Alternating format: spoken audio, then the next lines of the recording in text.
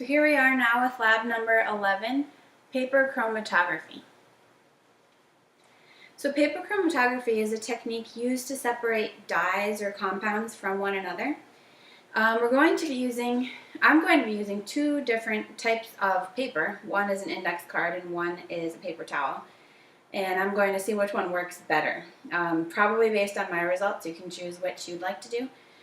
Filter paper is what's often used in the lab, so I think the paper towel likely best resembles that. So we're going to find out.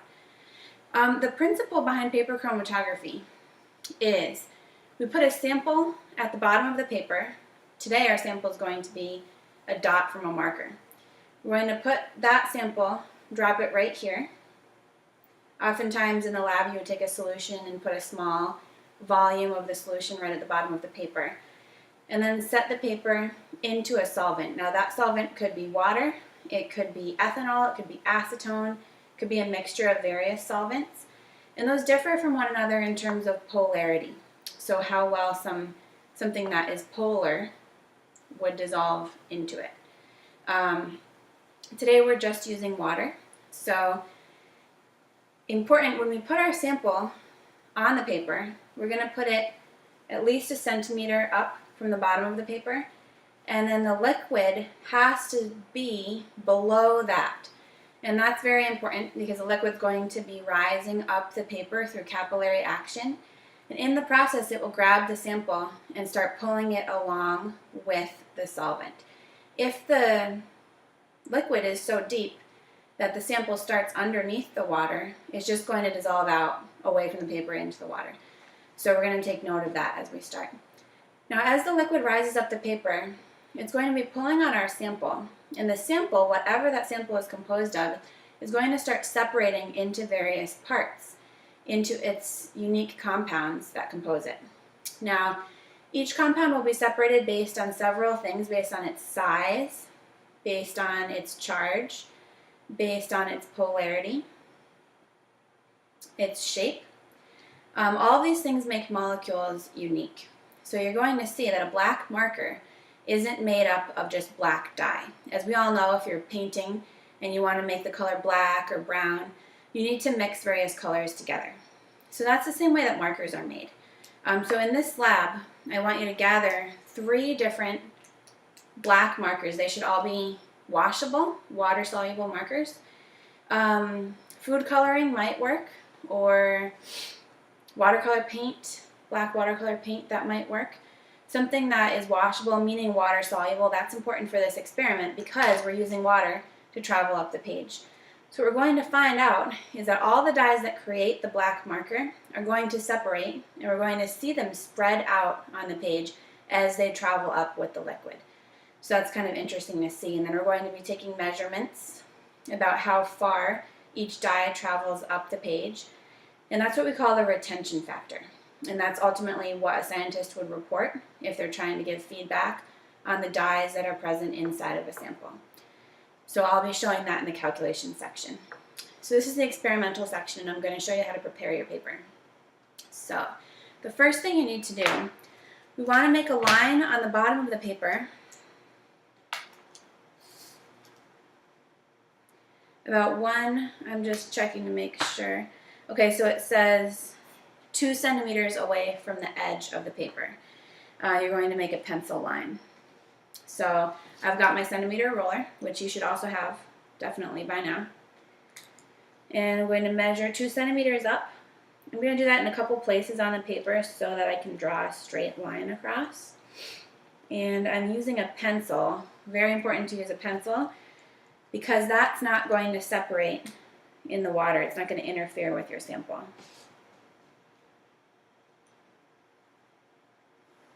Okay, so I've made a pencil line there, and I drew on my counter too. So then the next thing you want to do, if we were in the lab, I would make a dot on your paper, or someone else would. You wouldn't know which of the 3 markers made the dot. This is kind of an investigative process. You're going to try to figure out which dot is on your paper using this paper chromatography technique.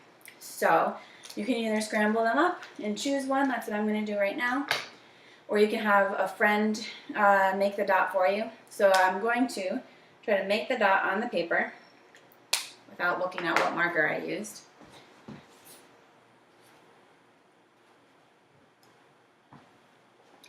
And you're probably going to want to work on some sort of surface because I've drawn on my thing again.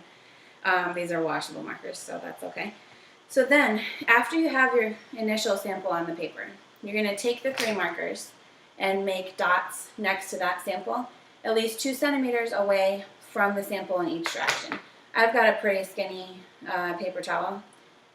I may not have quite enough room, but I'm going to try anyway. And you want to make a very small dot. That's where I just made quite a large one. So my other dots I'm going to make very small. So I'm going to take my ruler and measure 2 centimeters from the center of the dot in one direction and make a tiny dot with one marker. And I'm going to label it at the top of my page. So this is called Expo. It's a dry erase marker. Now, I'm not sure how this is going to work because it's not necessarily used with water. It's actually wiped off of a whiteboard. So this is a wild card. I'm not sure if it's going to separate. We'll find out. The next one I have is Crayola. I know that'll work. It's a washable marker. And I make a small dot 2 centimeters away. I'm going to take a pen or pencil and write a C at the top for Crayola. And then I have another washable dry erase marker. So it says washable. That may indicate water solubility. These were what I was able to find at the grocery store. Hopefully you find something that works. Like I said, I think watercolor paint might be a good idea too. I'm just going to write a W for washable dry erase. Okay, so now this is what my paper chromatography paper looks like right now. And I'm going to be setting it in a container with liquid in the bottom and allow that liquid to rise up the paper. So I'm just going to get a little bit of water in here, and they make a note here to make sure that you put less than a half a centimeter of solvent in your container.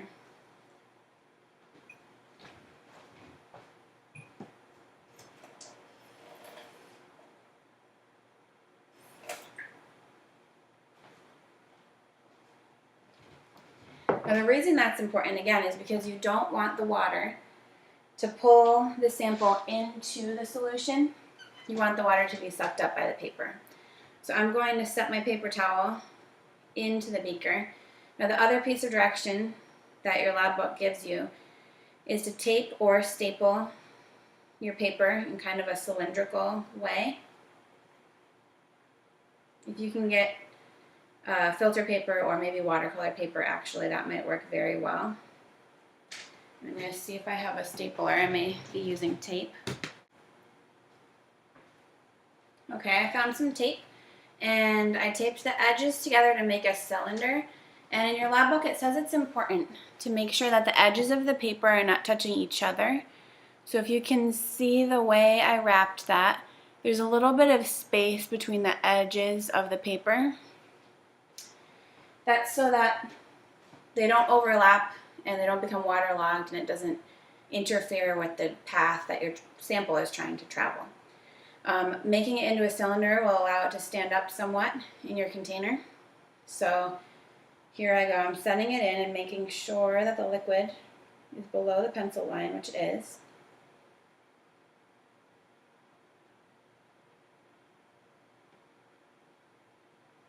And I want to make sure that this can stand up. If it can't, you may just want to hold on to it. What we need to do is allow the sample to rise up 5 centimeters. So you can use your ruler to figure out what 5 centimeters is. And it's a kind of a rough estimation. So remember we start 2 centimeters away from the bottom.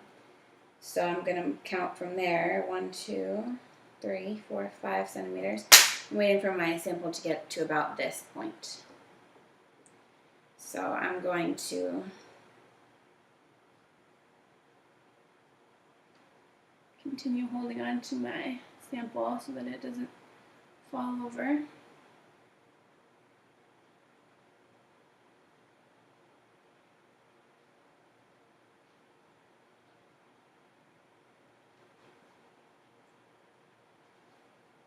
maybe I can stick my pencil through it and leave it like that. That works better, then you can watch instead of hold it. And as I look at this, I can see the dry erase marker doesn't seem to be separating. I can tell which one is the dry erase marker right away.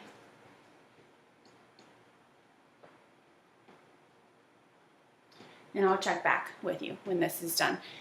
When this is done, what you want to do is take it out and tape it to your countertop and just leave it there hanging to dry. When it's completely dry, I'll be back to show you how to take measurements and analyze your results.